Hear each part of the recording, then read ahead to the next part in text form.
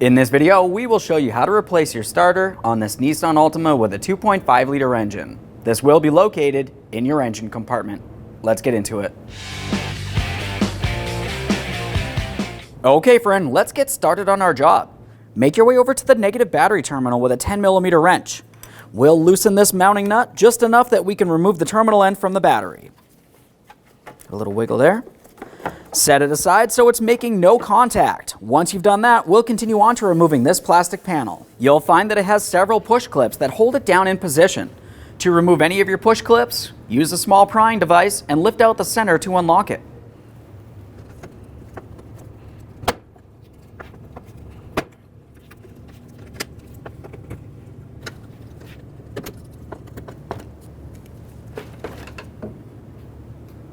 Now we can continue on to removing this plastic intake duct. You'll find that it's held in place with two 10mm headed bolts.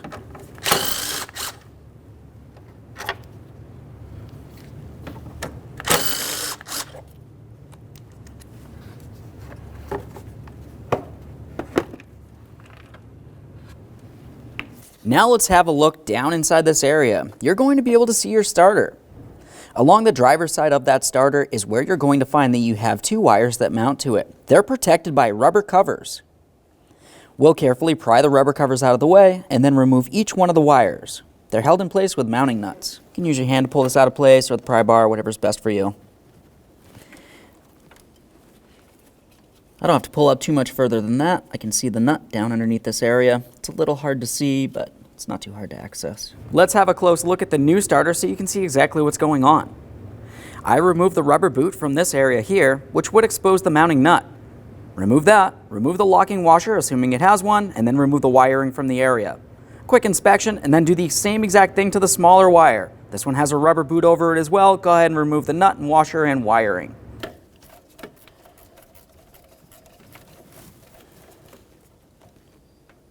We'll remove that mounting nut. Take hold of the wiring, slip it out of position. Now that we have the nut off of there, take hold of the wiring, pull it right off of the back side of the starter there. Just a quick inspection of the wiring. We'll set that aside and continue on to the next wire. Slide the boot out of the way. We can remove that mounting nut and pull that out of the way as well. We'll use our 8mm for this.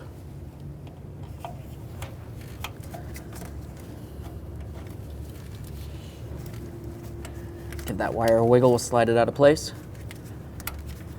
Quick inspection. Once we have the starter out of here, we'll continue on with cleaning up those wires. Now we can take hold of those wires, we'll just pull those up and out of the way, and we can have a look down in this area. We'll be looking for two 17mm headed mounting bolts.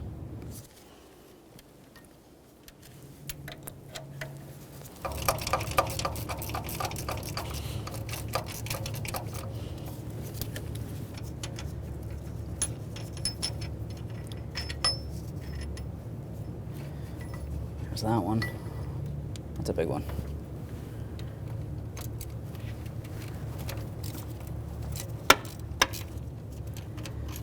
That second mounting bolt is considerably shorter than the first. Now that we have the bolts out of there, we'll use a little bit of penetrant along where the starter and the engine meet. At this point, we'll have to break the starter free. To do that, you can use a hammer and punch. We'll give it a couple loving bonks to cause some vibration. Once it's separated, we'll pull it towards the driver's side to remove it.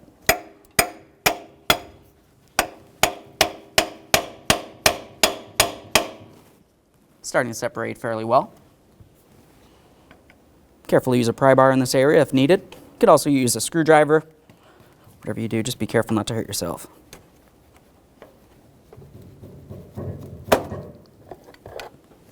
With that separated, we'll carefully reach down and bring it right up and out through this area.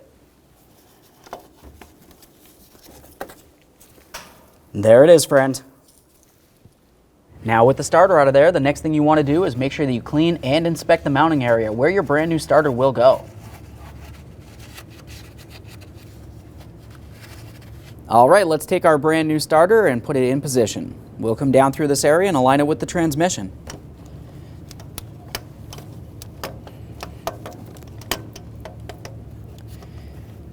Here we are.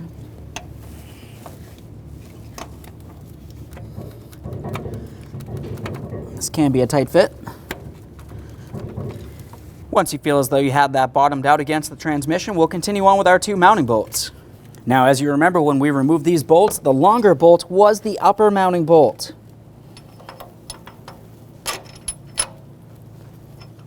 Go ahead and slide that in, start it in by hand.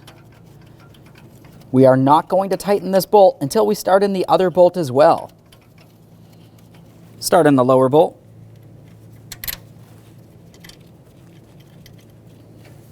Now we can snug these up and then torque them to 43 foot-pounds.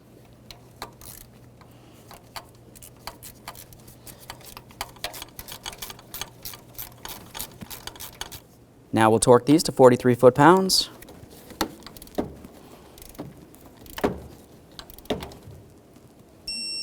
There we are. We'll do the same to the other one. Once you have both of those mounting bolts torqued, we're going to continue on back to our wiring. You remember we had a large wire and a small wire. On the end of them you have the connectors that go up against the starter. We'll use a piece of fine sandpaper and sand down both ends of this. We want to make sure we have great contact. Once we have this one clean, we'll do the same thing to the other one.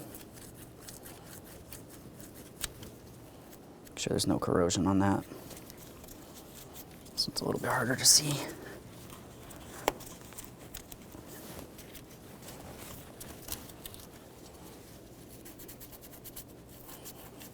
Once you feel as though you have both of these cleaned up, we'll continue on with installing them onto the starter. Let's take that wire and put it on the starter. We'll start with a smaller wire. Once you have the wire on there, continue on with your locking washer, and then you can install the nut.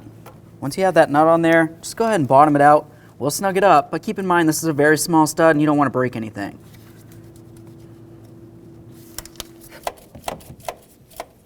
Right there is bottomed out. We'll just make sure that's snug. Continue on to the rubber boot. You just want to cover that. A quick inspection, we'll move along and do the same thing to the upper wire. Try to slide it on.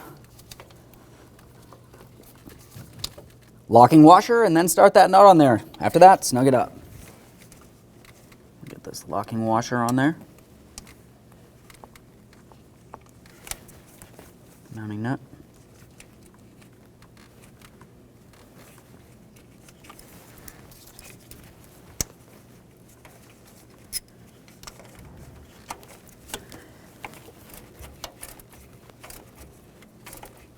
Right there is bottomed out. Just make sure that's snug. Let's just double check to make sure we have both of our boots in place. Once we've done that, we'll continue on to putting on our plastic intake. To install the plastic intake, we'll bring it right up into this area and align our mounting bolt holes.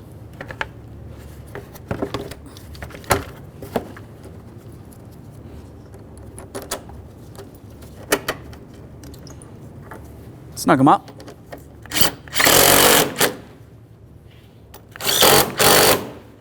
Put on our trim piece. Get this in position. Align all of the push pin holes and put them in. When you install them, you want to make sure you have them in the unlocked position. So the center is in the pulled up position. Lock it in by pressing the center down.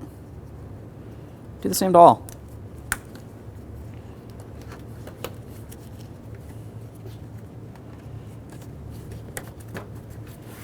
Reconnect your negative battery terminal. We'll slide this on here. Once you've done that, we'll use our 10mm on this side and tighten the mounting nut. Double check to make sure that's completely secure. Okay friend, we finished installing the starter in our vehicle. At this point, hop in the passenger compartment, start up the car a couple times, and make sure the starter functions properly. After that, you can go ahead and take your vehicle for a road test. Thanks for watching. When only the best will do, demand TRQ. The only company that lets you view before you do. TRQ is committed to offering the highest quality aftermarket auto parts that are engineered for peace of mind.